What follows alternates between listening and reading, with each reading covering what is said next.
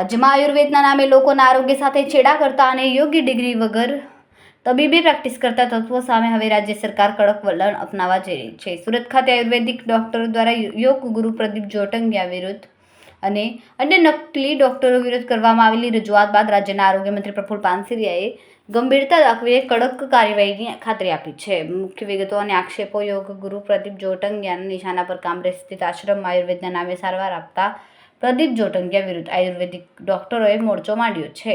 આરોપ છે કે તેઓ યોગ્ય પ્રોફેશનલ ડિગ્રી વગર મેડિકલ પ્રેક્ટિસ કરીને લોકોના સ્વાસ્થ્યને જોખમમાં મૂકી રહ્યા છે. ઉલ્લેખનીય છે કે પ્રદીપ જોટંગિયા અગાઉ નકલી નોટના કેસમાં અમદાવાદ ક્રાઇમ બ્રાન્ચ દ્વારા ઝડપાયા હતા અને હાલમાં જ્યુડિશિયલ કસ્ટડીમાં છે. આજ રોજ આયુર્વેદ ડૉક્ટર દ્વારા બધા જ મિત્રો દ્વારા મને રજૂઆત કરવામાં આવી કે ડિગ્રી વગરના ડૉક્ટરો દ્વારા જે ઇલાજો કરી રહ્યા છે એમના ઉપર એક્શન, પણ ગવર્મેન્ટ આ બાબતમાં ખૂબ સક્રિય છે. એટલા જ માટે આ વિધાનસભા સત્રની અંદર રજિસ્ટ્રેશન કરાવવા માટે સમય મર્યાદા પણ લંબાવવામાં આવી છે. દરેક ડૉક્ટર પોતાનું રજિસ્ટ્રેશન કરાવી અને સંસ્થા ઉપર રજિસ્ટ્રેશન નંબર અને આ રજિસ્ટર ગવર્મેન્ટ સાથે થયેલી સંસ્થા છે એવું માનીને લોકો દર્દીઓ ત્યાં આવશે. હું વિનંતી કરું છું દરેક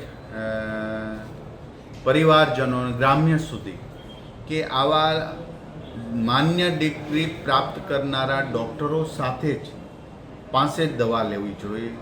કારણ કે એક ડૉક્ટર પોતાની આખી યુવાની ભણીને પછી ડૉક્ટર બનતા હોય છે, તો જેની પાસે શરીર વિજ્ઞાનનું પૂર્ણ જ્ઞાન હોય છે.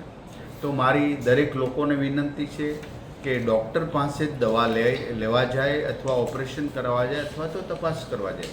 ઘણા ગામો અંતરિયાળ વિસ્તારની અંદર સાપ વીસી કરડે છે, એમાં પણ દોરા ધાગા કરે છે, વીસી ઉતારવા જાય છે.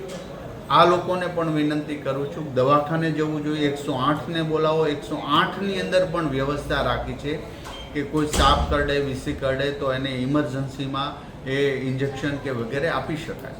તો આવી કોઈ પણ અંધશ્રદ્ધામાં કે લેભાગુ તત્વો પાસે ટ્રીટમેન્ટ ન કરાવતા ડૉક્ટર પાસે જાય એવી મારી વિનંતી છે. છતાં પણ આવા ડિગ્રી વગરના ડૉક્ટરો ક્યાંય ઓપરેશન કરતા હોય, કોઈ શરીર સાથે છેડછાડ કરીને આવું કરતા હોય તો ચોક્કસ પ્રકારે કમ્પ્લેન મળતે અમે એક્શન લેશું, એ ચોક્કસની વાત છે.